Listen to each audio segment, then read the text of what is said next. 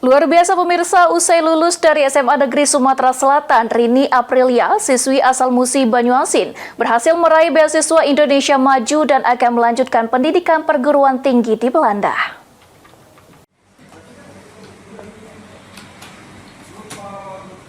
Warga Musi Banyuasin patut berbangga hati, pasalnya ada seorang gadis kelahiran 22 April 2007, putri sulung dari Said Aldisar Damartini Aryani, yang tinggal di Kelurahan Balai Agung, Kota Sekayu, Musi Banyuasin, berhasil melanjutkan bangku kuliahnya di negeri kincir angin Belanda. Perjalanan panjang Rini dimulai sejak duduk di bangku kelas 10, di mana dirinya meraih penghargaan nasional dalam ajang Indonesian Science Project Olympiad, hingga melaju ke tingkat internasional dan membawa pulang medali emas dari Vilnius International Project Olympiad di Lithuania. Dukungan dari orang tua saya sebenarnya yang jadi kunci utama saya itu motivasi gitu.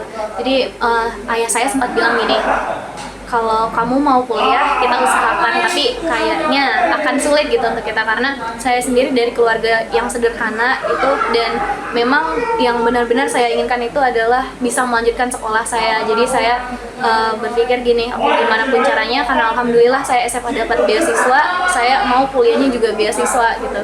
Nah, setelah coba di BIM, tentunya diizinin sama orang tua juga, mereka benar-benar mendukung, terus juga istilahnya banyaklah saran yang mereka berikan, terus juga nasihat untuk saya. Jadi dari sana juga mendorong saya untuk terus berusaha ikut BIM ini.